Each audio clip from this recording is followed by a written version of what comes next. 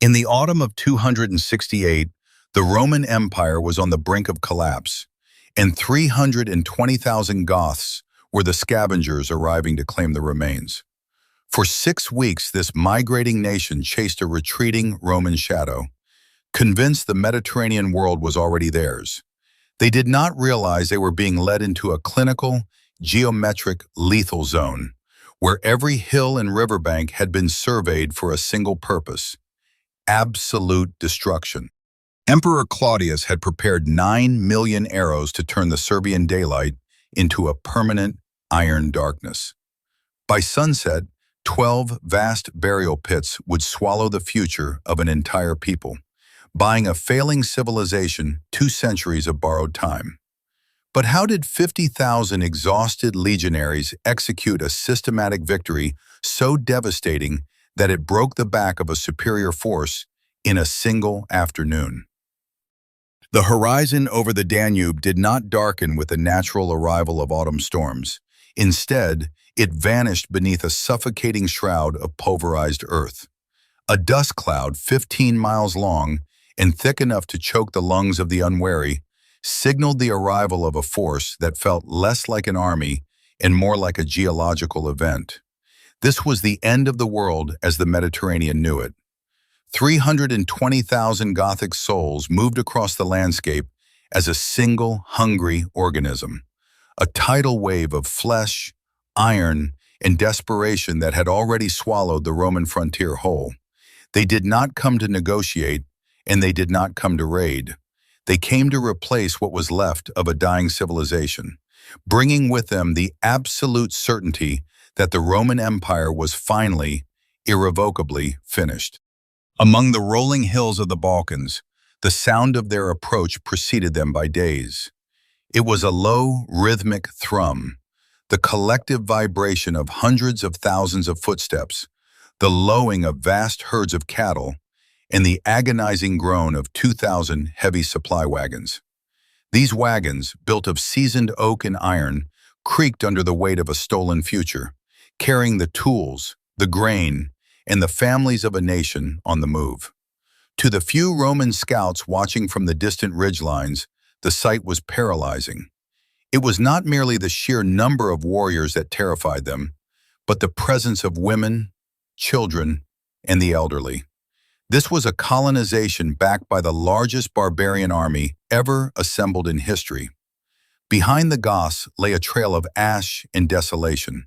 Before them stood only the fragmenting remains of a superpower that had forgotten the very mechanics of survival.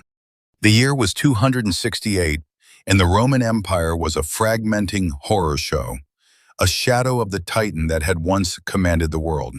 For 5 decades, the crisis of the 3rd century had acted as a slow-acting poison, dissolving the bonds of law, economy, and military discipline. 26 men had seized the imperial purple in those 50 years, and 25 of them had met their end in pools of their own blood, murdered by their guards, assassinated by rivals, or cut down on battlefields where Romans fought Romans while the world burned around them. The frontiers, once the impenetrable walls of the civilized world, now resembled a shattered machine. Germanic tribes poured across the Rhine and Danube at will, sensing that the Roman lion was no longer just sleeping, but dying from 1,000 internal wounds. As the Gothic migration pressed deeper into Roman territory, the air grew heavy with the scent of approaching rain and the metallic tang of iron. The psychological weight of the invasion was undeniable, hanging over the provinces like a death sentence. The Goths moved with the arrogance of a predator that had already tasted the blood of its prey and found it weak. They had spent years watching Rome's decline, observing the civil wars and the plagues that had wiped out 20 million people, nearly a third of the empire's population. They knew that the legions were undermanned, undersupplied, and commanded by men who cared more about the throne in Rome than the dirt of the frontier. To the Gothic chieftains, the empire was no longer a fortress. It was a vast, rotting granary waiting to be emptied. The logistics of the Gothic horde were as impressive as they were terrifying.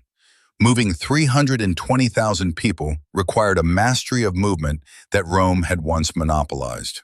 Every day, this hungry organism consumed over 300 tons of food, stripping the countryside bare like a plague of locusts.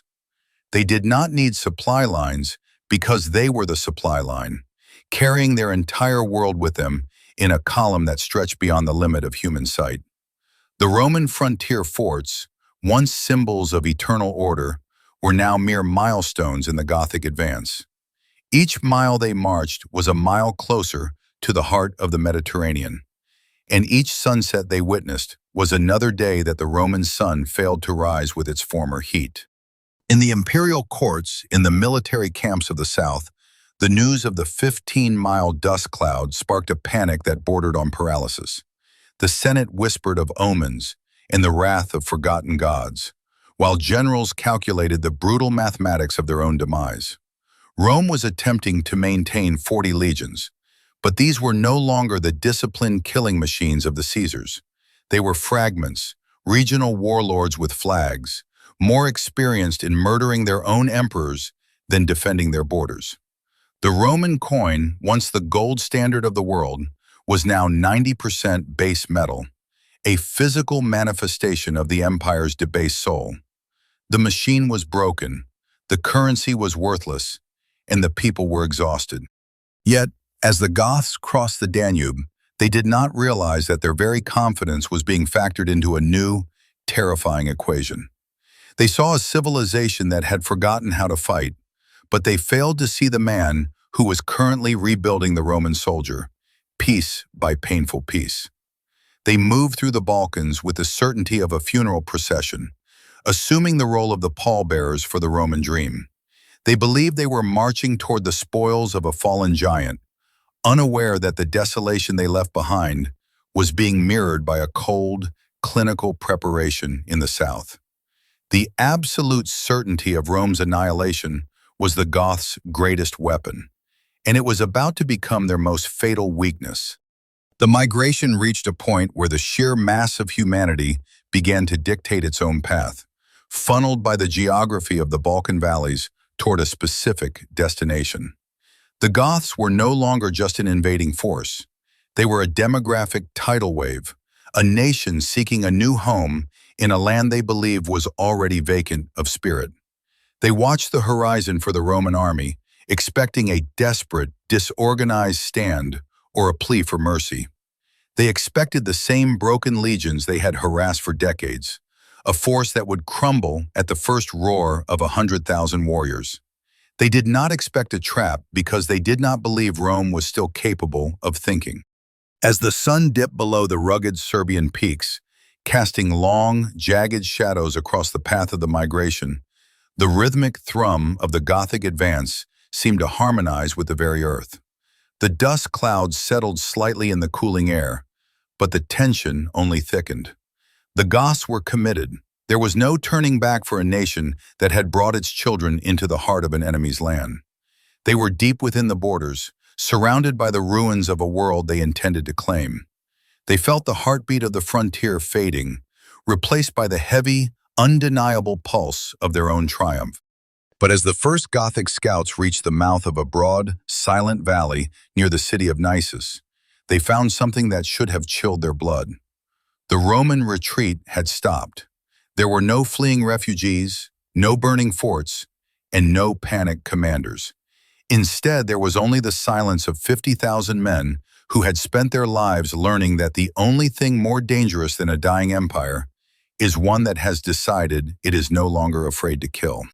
If the Goths were a migrating nation of 320,000 souls, and the Romans were a broken force of barely 50,000, how could the smaller shadow hope to stop the coming tide without being drowned in its own blood? The year 268 was not merely a date on the Roman calendar. It was a terminal diagnosis for a civilization that had once believed itself eternal. For 50 years, the crisis of the 3rd century had acted as a relentless abrasive, grinding down the pillars of the Mediterranean world until only a hollowed-out shell remained. The Roman Empire, once a titan of law and order, had transformed into a fragmenting horror show, a sprawling corpse drowning in its own blood. To walk the streets of a Roman city in this era was to breathe the scent of a dying era, where the monuments of the past stood as silent, mocking witnesses to a present defined by chaos and decay. The political landscape was a slaughterhouse of ambition.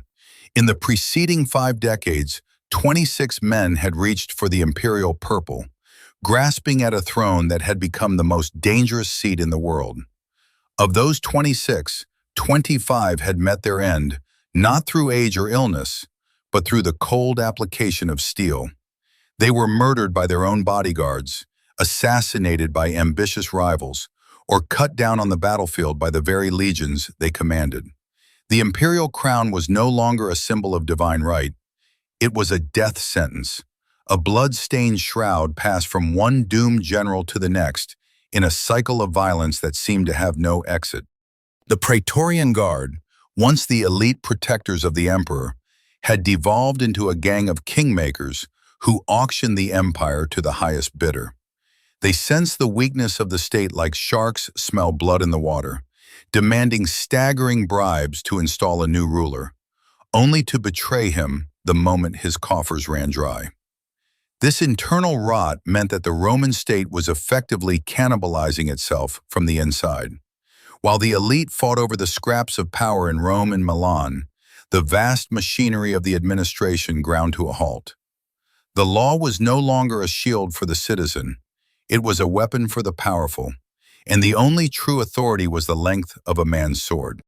While the heart of the empire was being torn apart by civil war, the frontiers had become a catastrophic liability. The Rhine and the Danube, the ancient liquid walls that had held the barbarian world at bay for centuries, now resembled Swiss cheese. Germanic tribes, sensing the paralysis of the Roman military, poured across the rivers in a relentless tide. They were no longer just small raiding parties looking for cattle and gold. They were entire nations seeking to carve out territories from the Roman carcass. In the east, the Sassanid Persians ravaged the wealthy provinces, even going so far as to capture a Roman emperor alive, a humiliation that signaled to the world that the Roman lion was no longer just sleeping, but dying. The economy had collapsed with a finality that made daily survival a struggle for millions. The Roman denarius, once the trusted silver currency of the known world, was now a pathetic disk of base metal, its silver content reduced to a mere memory. Inflation had spiraled so out of control that the currency was practically worthless, forcing the state to resort to what was essentially state-sponsored armed robbery.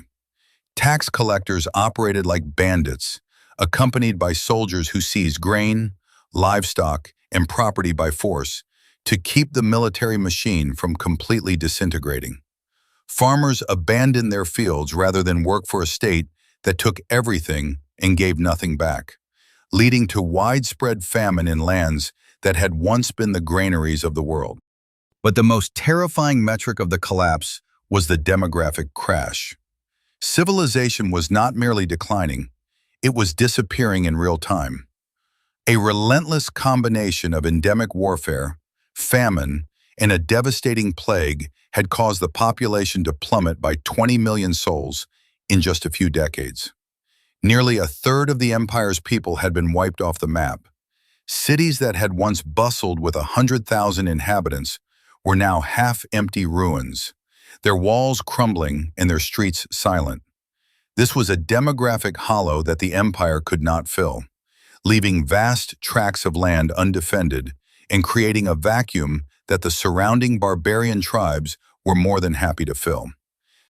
The military, the very backbone of Roman identity, had fractured into regional warlords. Legions in Britain fought legions in Gaul. The Syrian armies ignored the commands of the West. The once legendary discipline of the Roman soldier had been replaced by a mercenary loyalty to whichever general promised the most loot or the quickest path to power. The soldiers were undermanned, under-equipped, and exhausted by decades of fighting their own countrymen. They were no longer a unified force defending a civilization. They were fragments of a broken weapon, scattered across a landscape where every man looked at his neighbor with suspicion and fear. In this atmosphere of total disintegration, the Roman people lived in a state of perpetual dread. They watched as the monuments of their ancestors were stripped of their bronze and marble to build makeshift fortifications. They saw the great roads, the arteries of the empire, fall into disrepair and become hunting grounds for bandits. There was a profound sense that the light of the classical world was flickering out, and that the darkness following it would be long and cold. The Roman giant was on its knees, bleeding from 1,000 wounds, while the Goths and other tribes circled like vultures, waiting for the final, rattling breath of a superpower. This was the world in the year 268, an empire that had lost its soul, its money, and its people, standing on the precipice of a final, total collapse. The machinery of state was a rusted ruin. The military was a collection of mutinous gangs, and the frontiers were a sieve through which the future enemies of Rome were already pouring. It seemed that no human agency could stop the momentum of this catastrophe, and that the end of history was not a distant possibility, but a looming reality. The giant was ready to fall, and the world was preparing to feast on its remains. Yet, in the midst of this fragmenting horror show, a grim realization began to take hold among the survivors of the military elite. They understood that if the empire was to survive even one more decade, the cycle of civil war had to be broken by a force more brutal than the chaos itself. They needed a leader who was not a politician or a dreamer, but a man of iron who could turn the remnants of the legions into a clinical instrument of survival. The vultures were closing in, the scent of rot was everywhere, and the final hour was at hand. What happens when the only thing left to defend is a ghost, and the only men left to fight are the ones who have spent the last 50 years perfecting the art of murdering their own emperors?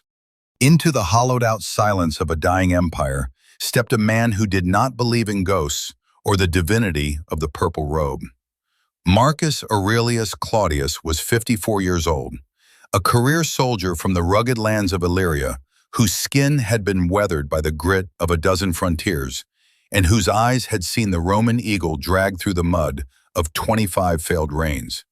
He did not seize power with the wide-eyed ambition of a usurper.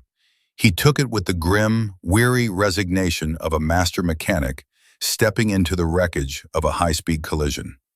To Claudius, the Roman Empire was not a sacred legacy or a political prize to be flaunted in the Senate. It was a broken machine, its gears stripped by corruption, its fuel exhausted by civil war, and its frame buckling under the weight of a barbarian world that had finally stopped believing in Roman invincibility.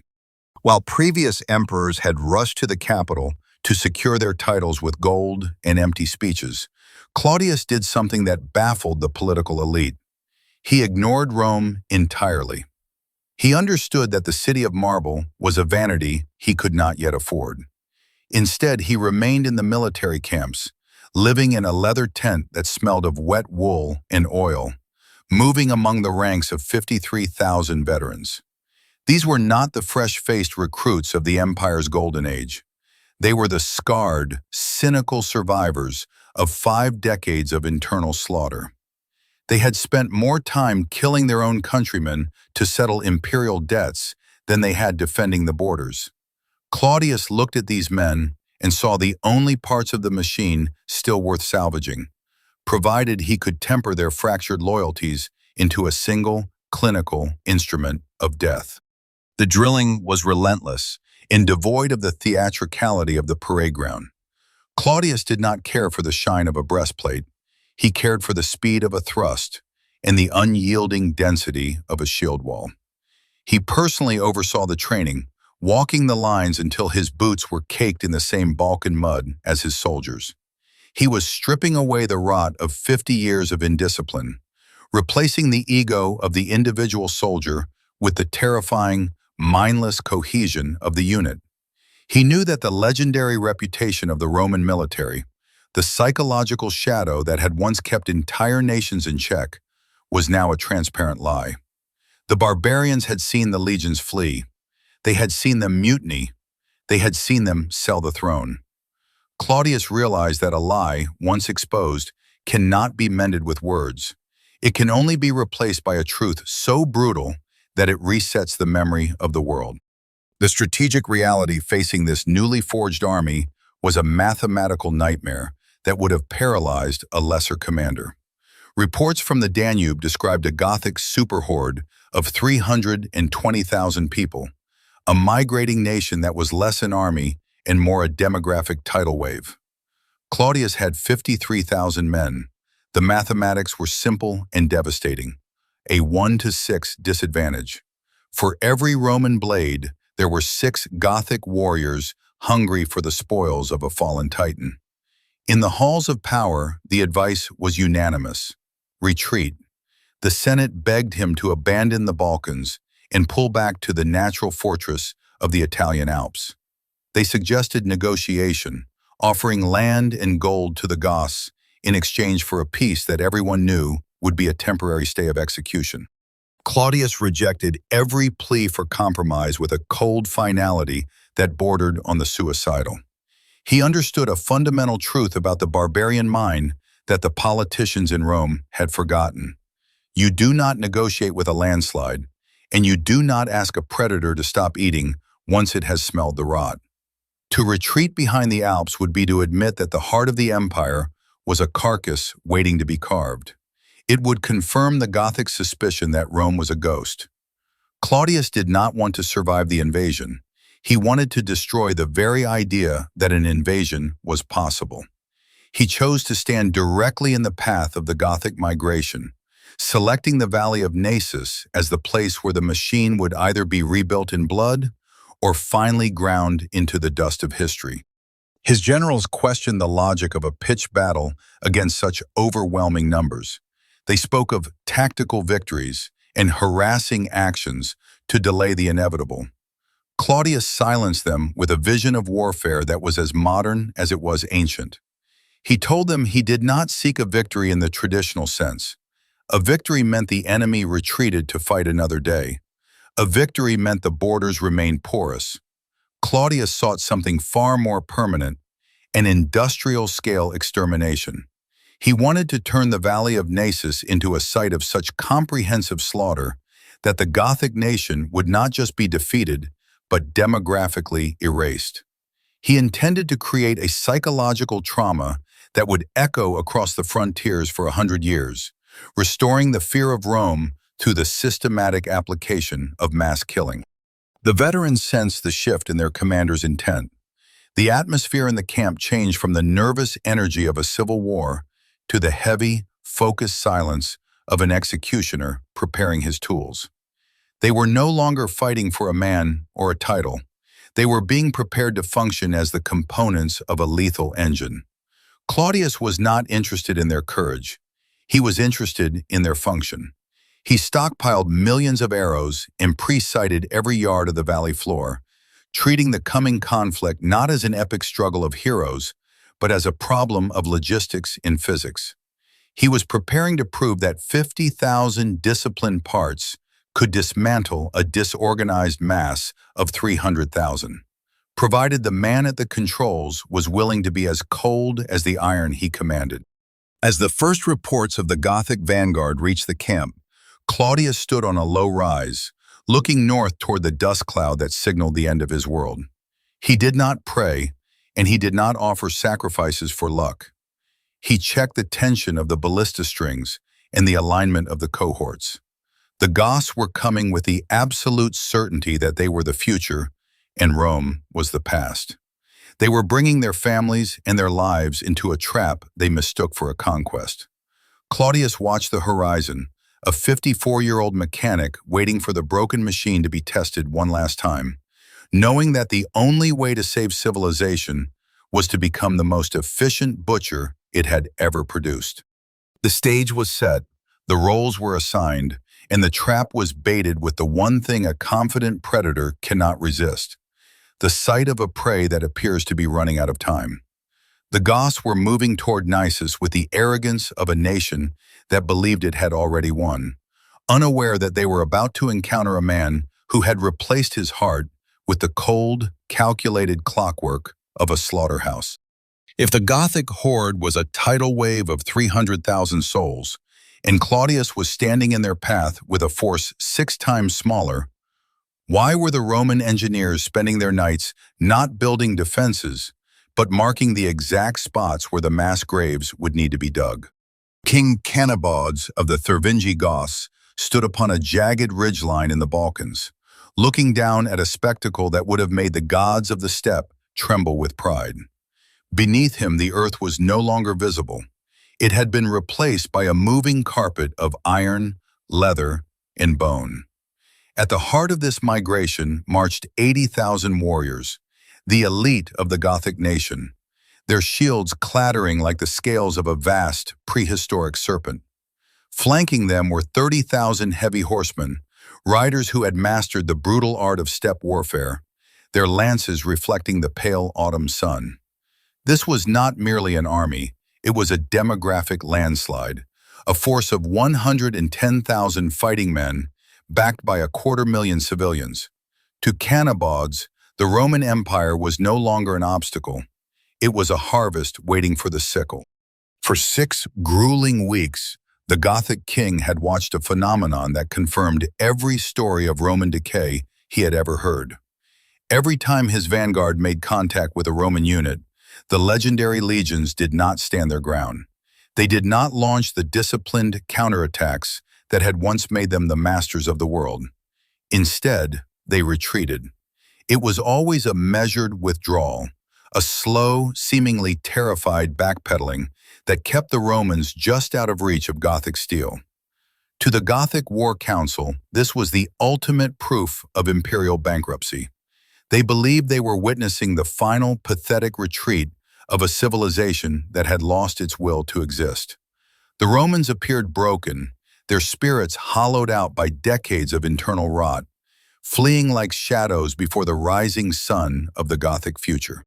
The atmosphere within the Gothic camp had shifted from the focused tension of an invasion to the festive arrogance of a victory parade. The War Council, once a place of somber strategic debate, had devolved into a marketplace of greed. Chieftains argued over the division of Roman provinces as if the land was already theirs to gift. They spoke of the wealthy villas of Thrace and the fertile plains of Macedonia, not as targets to be conquered, but as estates to be occupied. The discussion turned to the Roman women, the daughters of senators and the wives of governors, who would soon be divided among the tribal nobility as the spoils of a fallen titan. They were no longer warriors calculating the risks of a campaign. They were colonizers measuring the drapes of a house whose owners were still inside.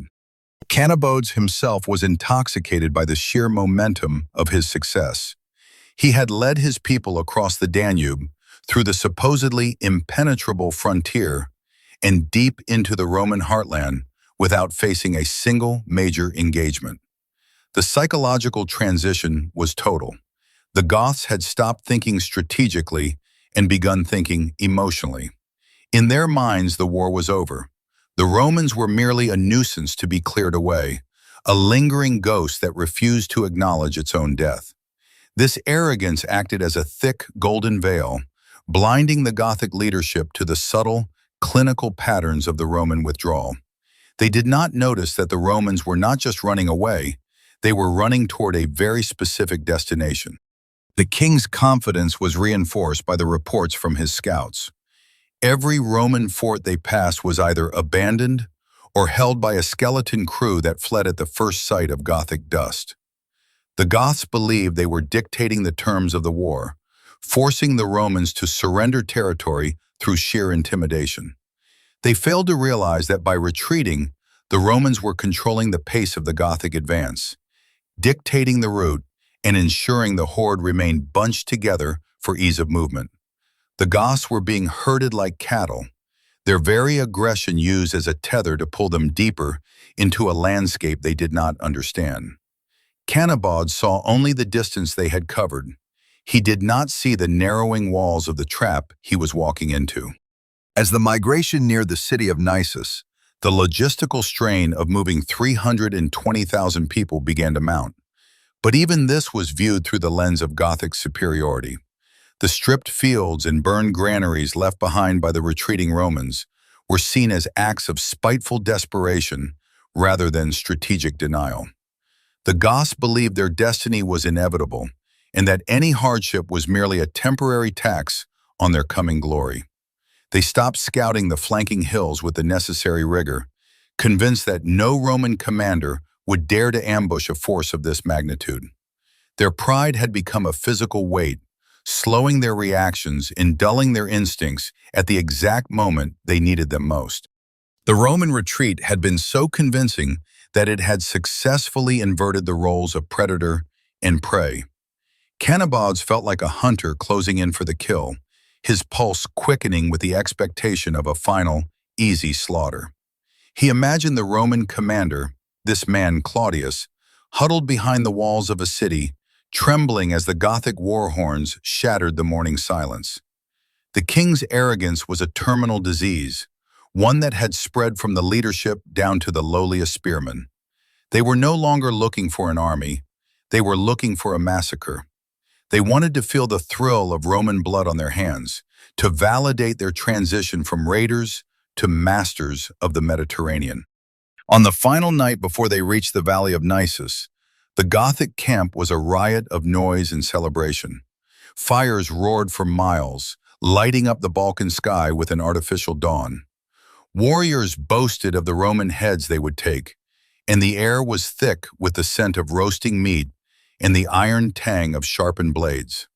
There was no silence, no reflection, and no caution. They were a nation that believed it had already won the future, standing on the precipice of a world they intended to burn and rebuild in their own image. Cannibaud looked at his sleeping people and saw the beginning of a Gothic eternity, unaware that he was looking at the largest collection of condemned souls in the ancient world. The trap was now fully baited, and the predator was salivating. The Goths had committed their entire people, their entire future, to a single line of advance. They had abandoned the fluidity of the steppe for the rigid certainty of a conquest they believed was already settled. They were pouring their strength into a funnel, their numbers acting as a psychological anchor that prevented them from seeing the cold, clinical geometry being prepared ahead of them. The Romans had retreated until there was nowhere left to go, and in doing so they had ensured that the Goths would have nowhere left to run.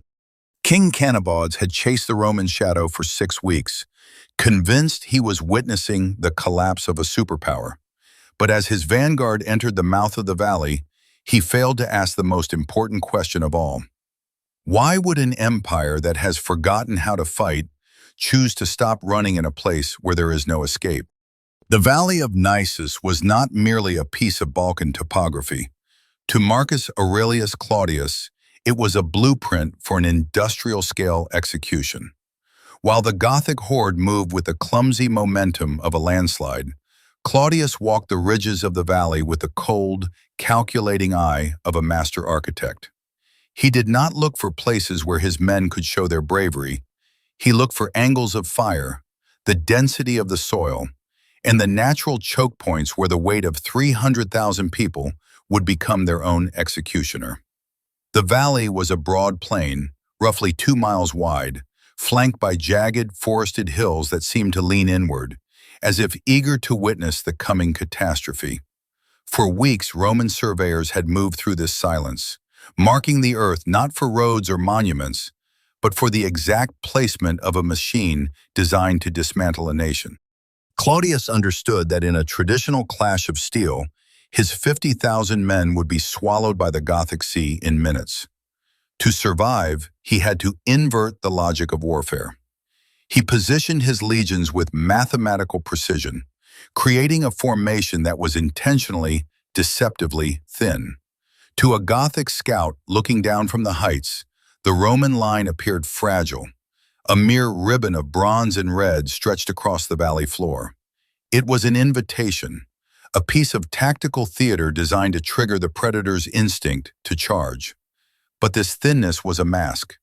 Every cohort was positioned to maximize the overlapping fields of fire from the hidden elements behind them. Claudius was not building a wall, he was building a funnel, and the mouth of that funnel was wide enough to swallow the entire Gothic vanguard. The logistics of the trap were staggering, a testament to the lingering Roman genius for organization even in the midst of collapse. Hidden behind the low rises and within the shadowed folds of the infantry lines lay a stockpile of munitions that defied the imagination of the ancient world. Claudius had authorized the preparation of 9 million arrows, a steel-tipped hurricane waiting to be unleashed. Beside them sat 40,000 pounds of lead sling bullets, cast in the military forges of the South. These were not just supplies, they were the raw materials of an artificial storm. The Roman quartermasters had calculated the exact rate of fire required to turn the valley floor into a zone where no living thing could stand, transforming the art of archery into a problem of industrial throughput. The Margus River, a cold and sluggish serpent of water, curved through the eastern edge of the valley, providing the final, unyielding wall of the slaughterhouse. Claudius had used the river's geometry to ensure that the Goths could not use their numerical advantage to outflank him. The water acted as a natural barrier, forcing the massive Gothic column to compress as it moved deeper into the plain. By utilizing the river and the hills as a vice, Claudius ensured that the 120,000 Gothic warriors would be packed so tightly that they would be unable to swing their swords or raise their shields. Their very numbers, the source of their supreme confidence, were being converted into a lethal liability. The Romans were not preparing for a battle, they were preparing for a hydraulic press of human flesh. Every approach to the Roman center was pre-sighted for artillery with the chilling accuracy of a modern firing range. Ballistae and scorpions were positioned on slight elevations, their firing arcs overlapping to ensure there were no blind spots. The Roman engineers had driven stakes into the ground at 50-yard intervals, allowing the crews to adjust their range in seconds as the enemy advanced. This was not the chaotic, emotional warfare of the tribes. This was a clinical application of physics. The Romans were turning the valley into a grid, a coordinate system where every square yard had a corresponding bolt or stone assigned to it. Claudius had removed the element of chance from the equation, replacing it with the cold certainty of the machine. The fallback positions were equally well planned, marked out by surveyors to ensure that any Roman retreat would be a disciplined, tiered withdrawal into even more lethal killing zones. Claudius had drilled his men until they could move backward in perfect formation, maintaining their shield wall while drawing the enemy deeper into the reach of the hidden archers. This was the most dangerous part of the plan, the false retreat, and it required a level of discipline that had been missing from the legions for half a century. The soldiers were no longer individuals. They were the components of a vast, lethal engine, and Naissus was the test bench where that engine would either roar to life or be ground into the dust of history. As the sun began to set on the evening before the engagement, the valley of Naissus was a masterpiece of silent preparation. There were no grand speeches, no heroic posturing. There was only the clink of stone against iron as the artillery crews made their final adjustments and the soft thud of millions of arrows being stacked in their quivers.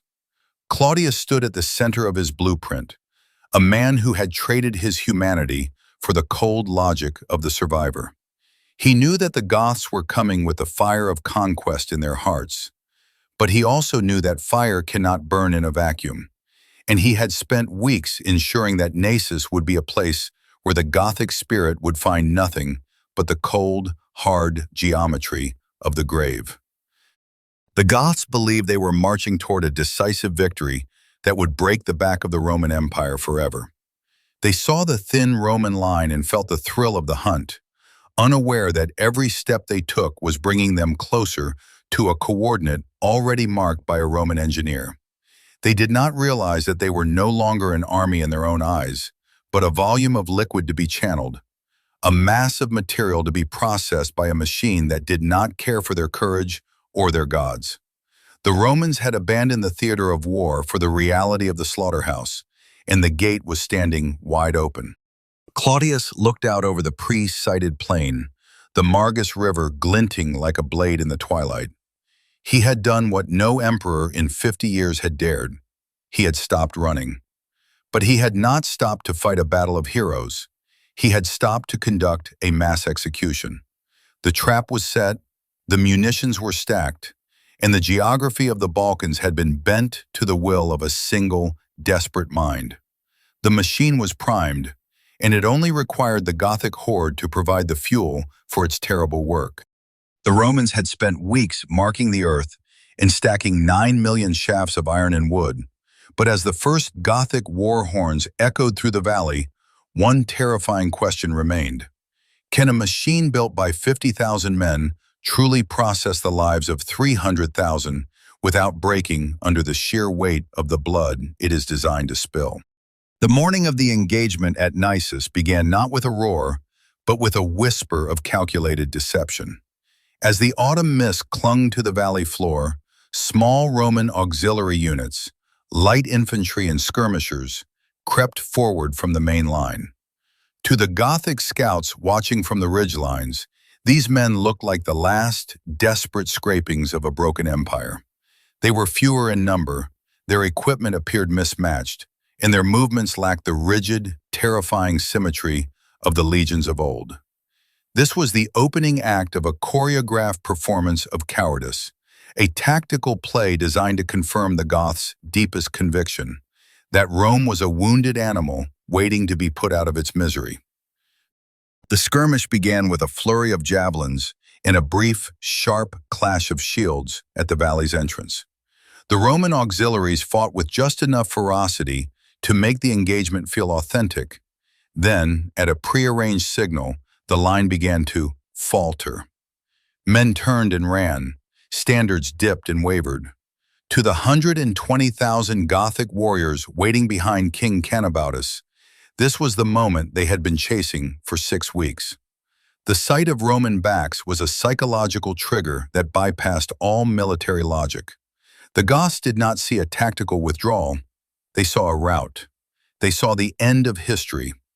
With a collective roar that shook the very foundations of the Serbian hills, the Gothic vanguard surged forward, abandoning their formations to hunt down the fleeing prey.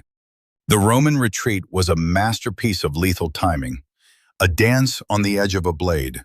Every 100 yards, the auxiliaries would turn, throw a volley of missiles, and then break again, drawing the barbarians deeper into the throat of the valley. These withdrawals were timed to the minute by centurions who kept their eyes on the sun and their ears for the distant Roman trumpets. They were leading the largest barbarian army ever assembled toward a specific coordinate on the valley floor, the exact center of the Roman trap. The Goths, fueled by a predatory adrenaline, accelerated their pace. The iron discipline of the steppe horsemen and the tribal cohesion of the Thervingi infantry dissolved into a chaotic, racing mass. They were no longer an army. They were a landslide of flesh and iron, moving with a momentum that could not be stopped. As the Gothic horde poured into the valley, their arrogance blinded them to the subtle, terrifying shifts in the landscape. They were so focused on the retreating auxiliaries that they failed to notice the Roman heavy cavalry, 10,000 armored cataphracts, silently slipping away from the main line and disappearing into the dense forests and jagged folds of the eastern hills. They did not hear the absence of sound from the Roman center, where 50,000 legionaries waited in a silence so absolute it should have been a warning. The Goths were intoxicated by the scent of a coming massacre, their formations narrowing and compressing as the valley walls began to close in. They were pouring their entire military strength into a funnel, unaware that the mouth was about to be sealed shut. The Roman auxiliaries finally reached the secondary line and vanished through prearranged gaps in the main infantry formation, which had been hidden by a slight rise in the terrain. The Gothic vanguard, now a disorganized mob of 80,000 warriors, crested that rise and finally saw what they had been searching for. But instead of a fleeing rabble, they were confronted by a wall of bronze and iron that stretched from one side of the valley to the other. The Roman center was not running. It was a machine of 50,000 parts, locked and loaded, standing on ground that had been measured to the inch. The Goths tried to slow their momentum, but the thousands of warriors pushing from behind made stopping impossible.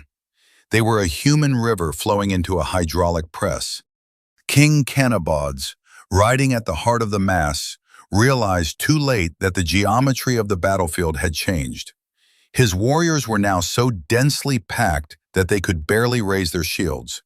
The cowardly Romans had led them into a space where their numerical superiority was no longer an advantage, but a suffocating burden. The Goths were committed. They had abandoned their supply wagons, their civilians, and their tactical flexibility for a reckless pursuit. They were now deep within the killing ground, surrounded by hills that they had failed to scout, and facing an enemy that had spent weeks preparing for this exact moment. The arrogance of the predator had led them directly into the jaws of a machine that did not know the meaning of mercy. The Roman silence was finally broken by a single, sharp trumpet blast that echoed through the valley like the crack of a whip. It was the signal for the machine to activate. In that instant, the auxiliaries who had been fleeing for their lives were replaced by the cold, clinical reality of the legions. The Goths looked up and saw the Roman archers stepping forward, millions of arrows already nocked and leveled. They looked to their flanks and saw the hills they thought were empty, suddenly bristling with the glint of Roman steel. The choreography of cowardice was over. The reality of the slaughterhouse had begun. The Goths had poured their entire world into the Roman funnel, and now the Romans were about to turn the handle. The Gothic warriors, trapped by their own momentum and the thousands of their brothers pressing from behind, could only stare at the unbreakable Roman line. They were a nation that had brought its future into a place with no exit, convinced that their numbers alone would shatter the world. They had spent 6 weeks chasing a shadow, only to find that the shadow had led them to a place where the sun was about to go out forever. The Roman machine was primed, the fields of fire were clear, and the 120,000 warriors were now nothing more than material to be processed by a civilization that had decided to stop dying and start killing. In the final seconds before the first Roman volley, a terrifying realization rippled through the Gothic ranks. They hadn't been chasing a retreating army. They had been following a set of directions to their own execution. The Romans hadn't been running because they were afraid. They had been running because they needed the Goths to be in a very specific place before the killing began. Now, with the valley walls closing in and the Roman line standing like a wall of iron, the largest barbarian invasion in history found itself in a space where courage was irrelevant and numbers were a death sentence. The Goths had abandoned all caution to strike what they thought was a fatal blow, but as the first Roman archers raised their bows, the invaders realized they had committed the ultimate military sin. They had mistaken a predator's patience for a prey's panic.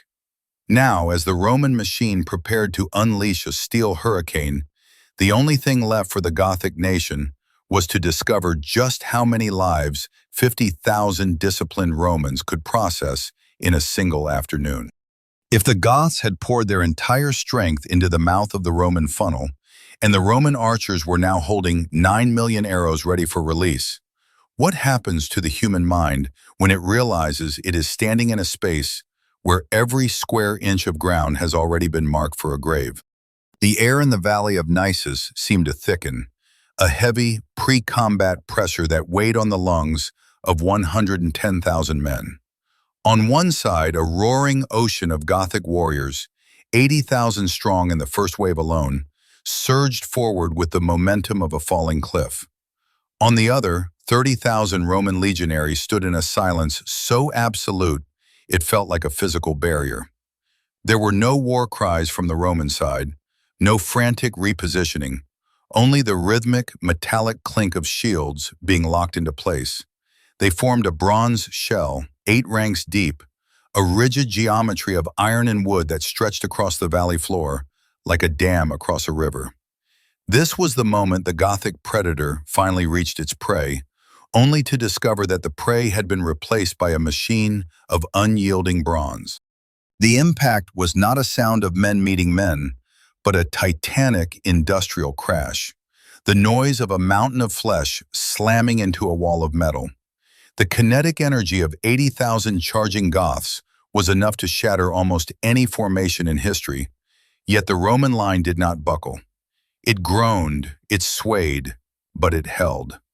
The 30,000 legionaries, conditioned by months of Claudius's brutal drilling, absorbed the shock with a mechanical precision that bordered on the supernatural. They did not retreat an inch. The front rank dropped to a knee, shields braced against the earth, while the ranks behind them leaned into the wall, their combined weight creating a hydraulic resistance that the Gothic charge could not penetrate. The Goths, who had spent weeks chasing a retreating shadow, suddenly found themselves hitting a reality that refused to move. To the Gothic warriors in the front ranks, the experience was a terrifying inversion of everything they knew about warfare. They had expected the Romans to break, to scatter, to offer the easy slaughter of a rout. Instead, they found themselves impaled on a forest of Roman spears that bristled from the gaps in the shield wall. Every thrust was clinical, aimed at the unarmored gaps in Gothic leather and fur. The Roman line functioned not as a collection of heroes, but as a singular, lethal organism. When a legionary in the front rank was injured or exhausted, the man behind him stepped forward with a practiced fluidity, maintaining the integrity of the shell. The Goths were fighting individuals, but the Romans were fighting as a system, and the system was proving to be impenetrable. The horror for the Goths was compounded by the very numbers they had believed were their greatest strength. Behind the 80,000 warriors in the vanguard were hundreds of thousands more, men, women, and children of the migration, all pushing forward, unaware of the slaughter happening at the front. This created a terrifying hydraulic pressure. The warriors in the front ranks realized the Roman line would not break and tried to pull back, but they were met by a solid wall of their own people. They were being crushed into the Roman shields by the momentum of their own nation. The Gothic formation was no longer an attacking force. It was being compressed into a dense, stationary mass of humanity, unable to maneuver, unable to retreat, and increasingly unable to even breathe. Underneath the feet of these 110,000 men, the valley of Naissus was transforming. The churned earth, mixed with the sweat of the living and the blood of the dying, turned into a slippery, crimson mire. This was no longer a battlefield. It was a bog of viscera and mud that made every movement a struggle. Roman legionaries, their boots cleaving to the gore-soaked soil, used their locked shield formation to maintain their balance. But the Goths had no such stability. They slipped, they fell, and they were trampled by the thousands behind them. The Roman line acted as a stationary anvil, and the Gothic momentum acted as the hammer. But the only thing being crushed was the Gothic vanguard itself. The migration of hope was being ground into the Serbian mud by a civilization that had decided it was no longer afraid of the dark. The density of the combat reached a point of physical impossibility. In the center of the Gothic mass, the compression became so absolute that men began to die standing up. There was simply no room for a body to fall to the earth. Warriors who had been killed by a Roman spear or crushed by the weight of the crowd remained upright, held in place by the shoulders of the living and the dead. It was a macabre, vertical graveyard, a forest of corpses that moved with the swaying of the crowd. The psychological impact on the survivors was devastating. They were trapped in a space where they could not even honor their dead by letting them rest on the ground, forced to continue fighting while pressed against the cold, unblinking eyes of their fallen brothers. By the end of the first hour of contact, the Gothic horde had ceased to be a military entity and had become a logistical problem. They were a stationary mass of humanity, pinned against the Roman bronze shell, their tactical flexibility completely erased by the very terrain they had been led into. Claudius's machine was working exactly as designed. The Romans were not winning through bravery or divine favor.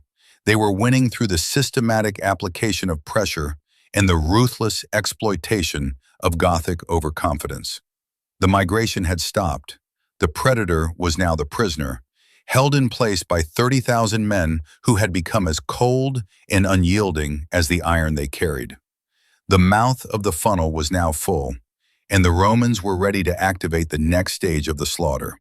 If 30,000 men could stop the momentum of 80,000 through discipline alone, what happens to that trapped mass when the 9 million arrows waiting in the dark finally begin their descent?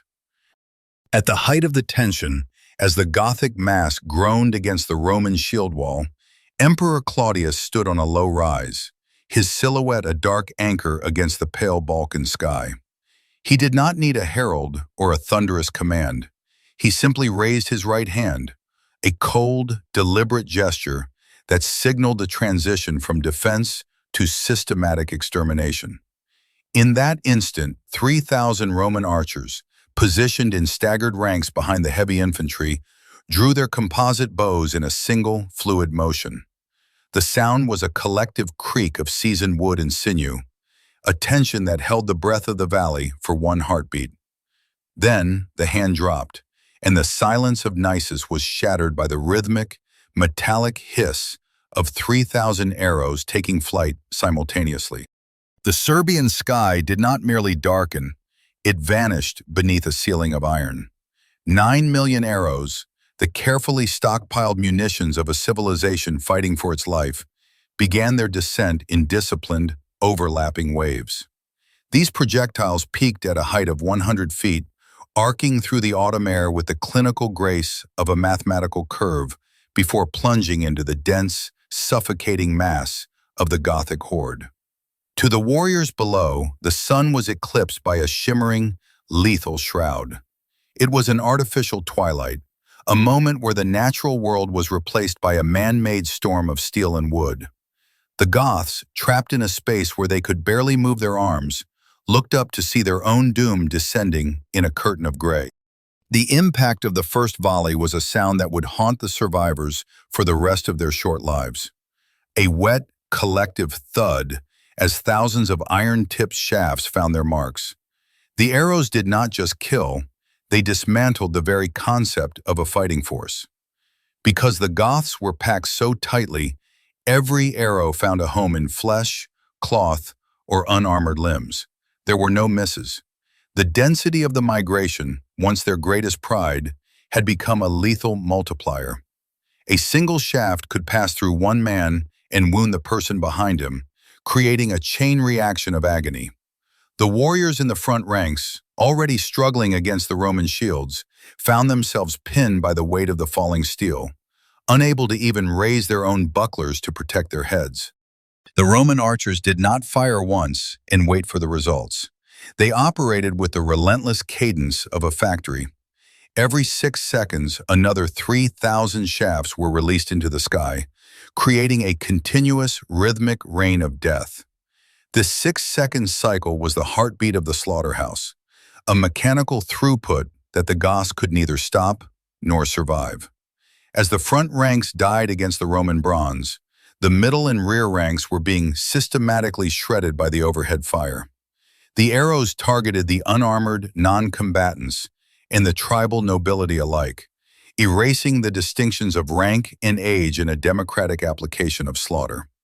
The valley floor was rapidly becoming a forest of vertical shafts, with the living forced to stand amidst the quivering remnants of the fallen. Claudius's strategy was as cruel as it was brilliant. The archers were not firing blindly. Their fields of fire were meticulously calculated to hit the Gothic rear ranks with the greatest intensity. By turning the back of the migration into a zone of absolute carnage, the Romans effectively sealed the trap. The Goths in the rear could not move forward because of the carnage, and they could not retreat because the Roman arrows were falling most heavily on the escape routes. This created a terrifying psychological pressure. The invaders were being pushed from the front by the shield wall and hammered from the back by the steel rain. They were a nation caught in a vice of iron, with the Roman archers acting as the hydraulic press that was slowly, rhythmically squeezing the life out of the Gothic future. The psychological horror of the steel rain was perhaps more devastating than the physical wounds. In traditional warfare, death came from an enemy you could see and strike. At Naissus, death was an environmental hazard, a constant, inescapable element of the atmosphere. The Goths were a culture of individual bravery and tribal honor, but there is no honor in being picked apart by a missile fired from 100 yards away by an invisible enemy. The warriors began to break, not through cowardice, but through the realization that their courage was irrelevant. They were being processed like grain in a mill, and the only thing their numbers provided was more material for the Roman archers to work with. The pride of the Thervingi and the Gruthungi was dissolving into a primal, directionless panic as the iron ceiling continued to fall. As the afternoon wore on, the artificial twilight of the arrows became the permanent reality of the valley. The Roman quartermasters, moving with the same mechanical efficiency as the archers, ensured that the supply of shafts never faltered. Wagons moved silently behind the lines, replenishing the quivers of the 3,000 men who were erasing a nation. The archers' fingers were bloodied, and their shoulders burned with exhaustion, but the whistle of the arrows never ceased. They were the engine of the slaughterhouse, and Naissus was the product. The Gothic super horde, which had once stretched for 15 miles across the horizon, was now being condensed into a smaller and smaller footprint of blood-soaked earth, overseen by a man who had decided that the only way to save Rome was to turn the sky itself into a weapon. The invaders were now a stationary mass of terror, their horses screaming and their families huddled under wagons that offered no real protection from the plunging fire. Every 6 seconds, the world was punctuated by the sound of 3,000 deaths. The Goths tried to form testudos with their round shields, but the Roman arrows, fired at a high arc, bypassed their defenses and struck from above. The slaughter was total, clinical, and devoid of the heat of combat. It was the industrialization of death, a vision of the future that the ancient world was not prepared to witness. Claudius stood watching, his hands still ready to signal the next phase, as the Gothic nation was systematically dismantled by the very sky they had once hoped to conquer. By the end of the second hour of the archery barrage, the Gothic vanguard had ceased to exist as a functional military unit. They were merely a wall of meat and iron that prevented the survivors in the rear from seeing the Roman line. The air was thick with the scent of iron and the low, constant drone of 1,000 agonies. The Romans had not yet launched a single charge, nor had they moved their main line forward a single yard. They had simply stood their ground and allowed the physics of the valley and the throughput of their archers to do the work of 100,000 swords. The Gothic migration was no longer a threat. It was a logistical problem of disposal. If 3,000 archers could erase the vanguard of 100,000 in just 2 hours of systematic fire, what happens to the survivors when the Roman machine finally stops the rain and decides to move the shield wall forward? The most terrifying sound in the Valley of Naissus was not the roar of the Gothic horde or the rhythmic hiss of the falling arrows. It was a single, sharp whistle blast that pierced the air every 15 minutes with the cold regularity of a ticking clock. This was the heartbeat of the Roman machine, the signal for the most sophisticated and chilling tactical maneuver in the ancient world, the rotation of the ranks. While the Gothic warriors fought with a primal, exhausting fury that burned through their stamina in minutes, the Roman infantry operated with a mechanical efficiency that defied the very limits of human endurance. They were not fighting a battle of passion. They were executing a schedule of slaughter that ensured the blade was always sharp and the arm was always rested. The rotation system, known as the circulatio, was a masterpiece of military engineering. When the whistle sounded, the front rank of the Roman shield wall, men who had spent 15 minutes in the intense, heart-pounding furnace of hand-to-hand combat, would step back in unison. Through prearranged gaps in the formation, a second rank of fresh, rested legionaries would slide forward like the teeth of a gear. These new men had spent the last quarter hour breathing deeply, drinking water, and sharpening their focus. They stepped into the gore-soaked mud with eyes that were clear and muscles that were coiled. To the Gothic warrior who had been struggling for an hour to find a single opening, this was a psychological death blow. Every time he thought he had finally worn his opponent down, a fresh face appeared behind the bronze shield, ready to start the killing anew. The Goths, by contrast, were trapped in a cycle of accelerating collapse.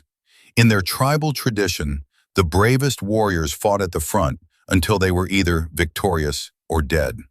There was no relief, no water, and no respite from the crushing weight of the press.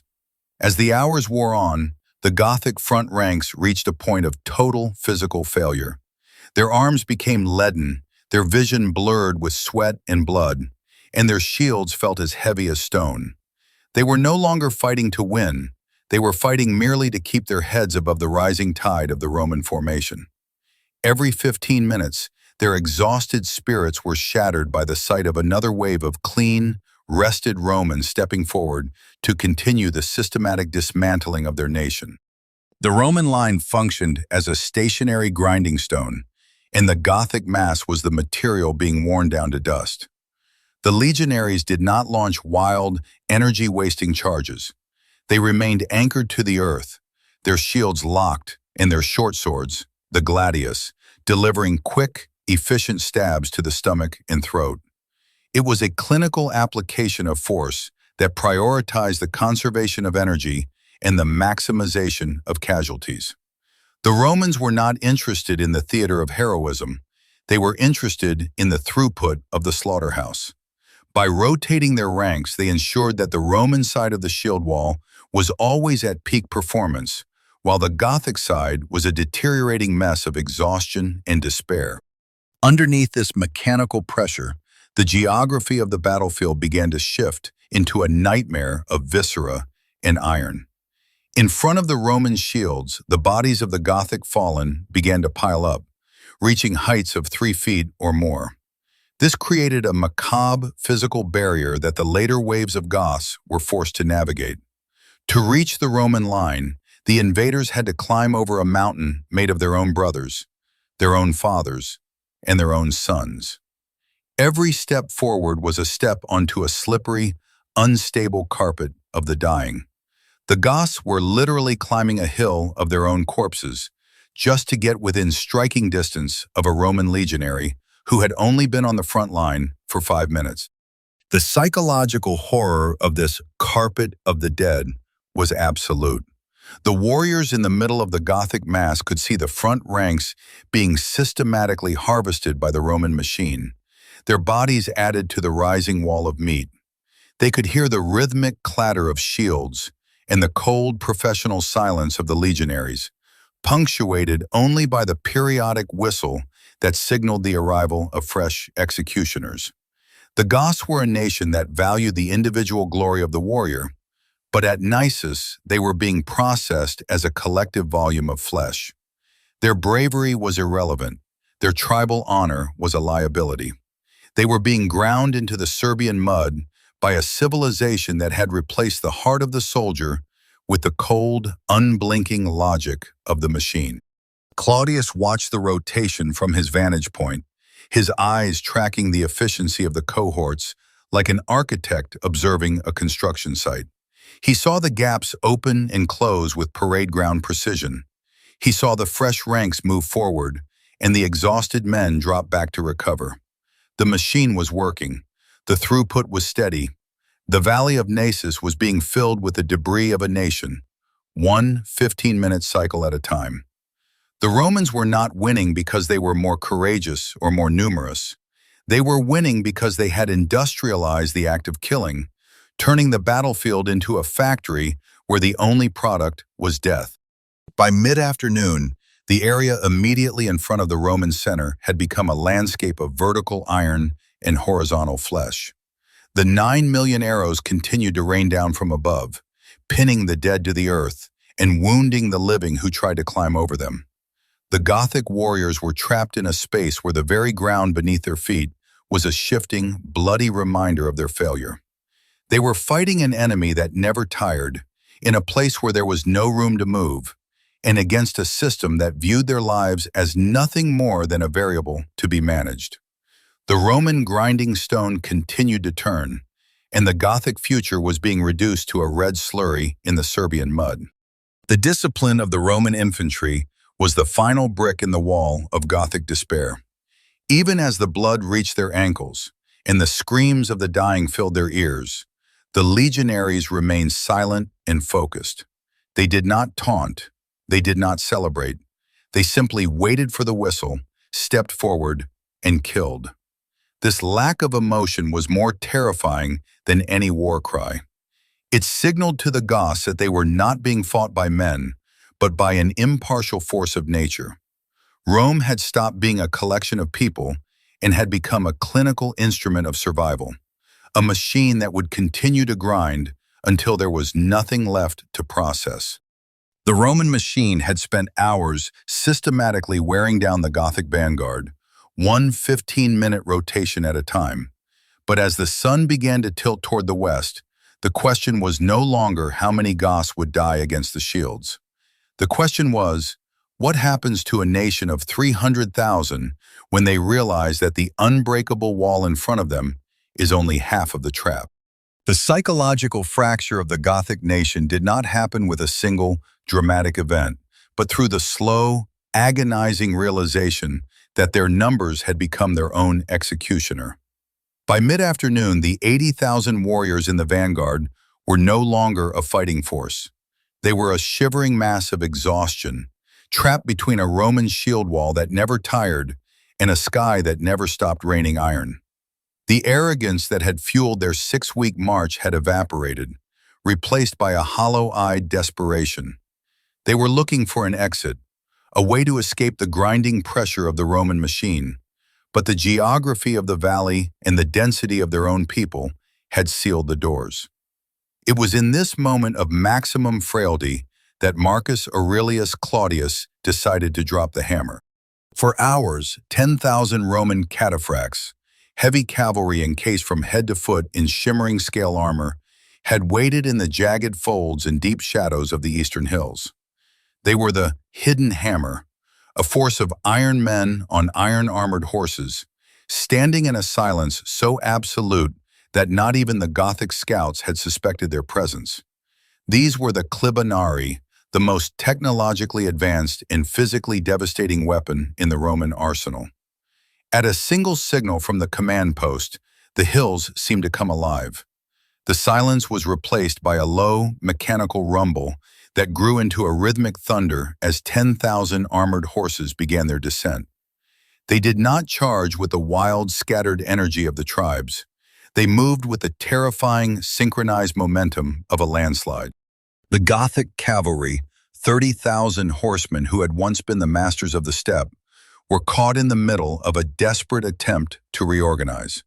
They were bunched together, their horses spooked by the arrow storm, and their riders confused by the lack of clear orders. When the Roman cataphracts hit them, it was not a clash of steel, it was a physical demolition.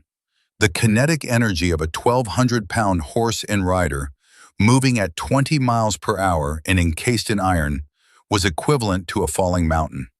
The sound that erupted from the contact was the sickening, collective crack of shattering bone and the splintering of wooden lances. The Gothic horsemen were not defeated, they were erased. In just 90 seconds of contact, the pride of the Gothic nobility was ground into the Serbian mud. The Roman cataphracts did not stop to duel with the survivors or celebrate their initial impact. They operated with the same clinical efficiency as the infantry rotation. Without breaking their formation, they wheeled inward with parade ground precision, their lances leveled at the exposed flanks of the Gothic infantry mass. To the warriors on the ground, the arrival of the cataphracts was a psychological death blow. They were already struggling to stand against the shield wall, and now they were being hit by a force that they could neither stop nor penetrate. The cataphracts carved through the packed ranks like a hot blade through wax, their momentum carrying them deep into the heart of the Gothic formation, where the warriors were too crowded to even turn their weapons. The geometry of the battlefield had now transformed into a perfect slaughterhouse. The Goths faced death from three sides: the unbreakable shield wall in front, the steel rain of 9 million arrows from above, and the crushing weight of 10,000 armored horses on their flanks. There was no longer any room for tactics, courage, or tribal honor. The invaders were being compressed into a smaller and smaller footprint, the density of the crowd becoming so great that the living were being suffocated by the very people they had come to conquer with. The Roman machine was no longer just grinding, it was closing the vice, and every turn of the screw brought the Gothic nation closer to total demographic extinction. The terror did not stop at the fighting ranks. Behind the warriors, the 300,000 civilians, the women, the children, and the elderly of the migration, watched as the Iron Mountain of Roman cavalry fell upon their protectors. They saw the Gothic horsemen disappear in a cloud of dust and blood, and they saw the Roman line begin to move forward for the first time. The absolute certainty of their triumph, which had been the heartbeat of their migration, was replaced by a primal, directionless panic. They were no longer a nation seeking a new home. They were a trapped herd, surrounded by an enemy that had spent weeks preparing for their execution. The groan of the 2,000 supply wagons now sounded like a funeral dirge. Claudius watched the maneuver from his vantage point, his face as cold and unyielding as the scale armor of his horsemen. He saw the Gothic cavalry vanish. He saw the pincer close. The mathematics of the battle had finally shifted from a struggle for survival to a problem of processing. The Goths were no longer an army, they were material. The Roman machine had successfully channeled the energy of 300,000 people into a space where that energy could be systematically dismantled. The industrial-scale extermination he had promised his generals was no longer a plan. It was a reality unfolding in the red mud of the valley. The psychological balance of the ancient world was being reset with every rhythmic strike of a Roman sword. As the sun began to dip toward the horizon, casting long, jagged shadows across the carnage, the Gothic resistance began to dissolve into a state of shock. They were a people of the open plains, of movement and fluidity, but here they were pinned and stationary, being picked apart by a civilization they had thought was dead. The silence of the Roman legionaries, who continued to rotate and kill with mechanical regularity, was the most terrifying element of the afternoon. It signaled to the Goths that there was no anger to appeal to, no mercy to beg for. They were being processed by a system, and the system did not care for their screams. The hammer had struck, and the anvil was holding. The Gothic nation was now a broken thing, its warriors dying by the thousands, and its families watching the end of their world in real time. The trap that had begun with a choreographed retreat had reached its terminal phase.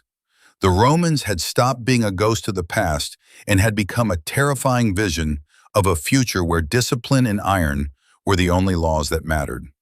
The valley of Naissus was full, the vice was tight, and the only thing left for the Gothic horde was the final, irreversible collapse into the mass graves that were already waiting for them. The Goths had brought their entire future into this valley, convinced that their numbers would overwhelm the Roman past. But as the cataphracts began their second pass through the infantry mass, the invaders realized the ultimate horror of the Roman machine. It wasn't just designed to win a battle. It was designed to ensure that there would be no one left to remember the defeat. 10,000 iron horsemen had just erased the Gothic cavalry in 90 seconds. But as the Roman infantry finally began a general advance, the real question emerged. When a nation of 300,000 finally breaks, where do they run in a valley that has been engineered to have no exits? The moment of collapse did not arrive with a gradual fraying of the lines. It was a sudden, absolute disintegration that felt like the earth itself had given way. For hours, the Gothic nation had maintained the illusion of a fighting force. But under the relentless pressure of the Roman machine, that illusion finally evaporated. It began with a single warrior dropping his shield, then a cohort, then an entire tribal wing. A tidal wave of primordial panic swept through the 120,000 warriors, a psychological infection that transformed a migration of conquerors into a stampede of the condemned. The pride of the Gothic Confederation, built over decades of raiding and expansion, was erased in a single heartbeat of collective terror. The retreat was not a tactical withdrawal. It was a chaotic, directionless surge toward the northern hills, the only horizon that didn't appear to be bristling with Roman iron. But the Goths were no longer a fluid force of the plains. They were a nation that had brought its entire world with them, and that world was now their tomb. As the warriors turned to flee, they collided with the very things they had brought to secure their future: the 2,000 heavy supply wagons. These wagons, once the mobile fortresses of the migration, now blocked every mountain pass and every narrow valley exit. The warriors, desperate to escape the Roman swords, found themselves trampling their own families, their own children, and their own history in a frantic attempt to find a gap in the wall of seasoned oak. The Roman cavalry, 10,000 cataphracts and thousands more light auxiliaries, did not watch this chaos with pity. They saw it as the final stage of a logistical process. At a signal from Claudius, they were released into the mass of fleeing humanity with a clinical, disciplined savagery. Their orders were not to win a battle, but to exterminate a threat for a generation. They operated like harvesters in a field of grain, their lances and long swords working with a rhythmic efficiency that ignored all pleas for mercy. The Romans understood that every Goth who escaped the valley was a seed for a future war, and they had been commanded to ensure that no such harvest would ever come. The scene at the wagon train was a vision of absolute despair. The screaming of the civilians mingled with the lowing of thousands of spooked cattle, creating a cacophony that drowned out the commands of the few remaining Gothic chieftains. Thousands of people were crushed in the narrow passages, squeezed to death by the momentum of their own stampeding nation. The wagons, overturned and burning, became pyres for the families who had lived in them. The Roman horsemen rode through this carnage without pausing, their scale armor splattered with the red mud of the valley, focusing their efforts on the fighting-age males who tried to hide among the wagons. This was the industrialization of slaughter, where the target was not an army, but the demographic future of a people.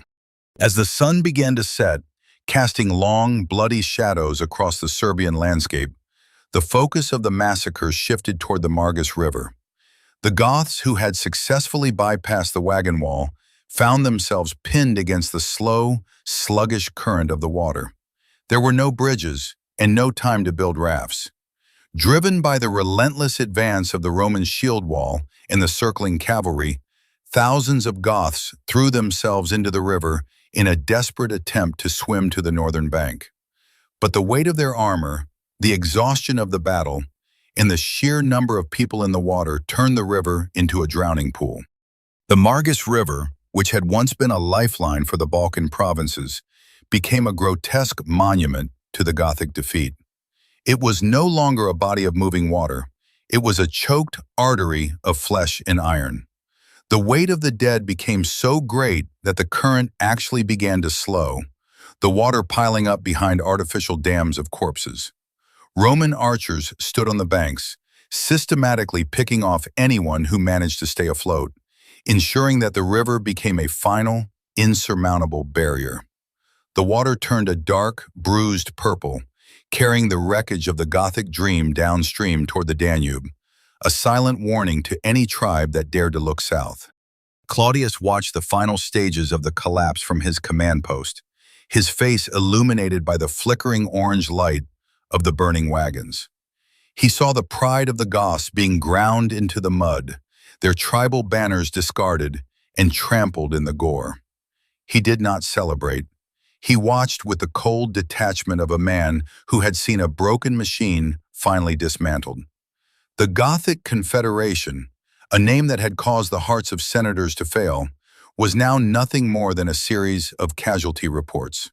The migration had been stopped, the colonizers had been converted into corpses, and the Roman frontier had been bought 2 centuries of silence at the price of 100,000 lives. The slaughter continued long after the sun had vanished behind the jagged peaks. The Roman Germanic mercenaries, men who understood the blood feuds of the north better than any legionary, were sent into the dark to hunt down the stragglers.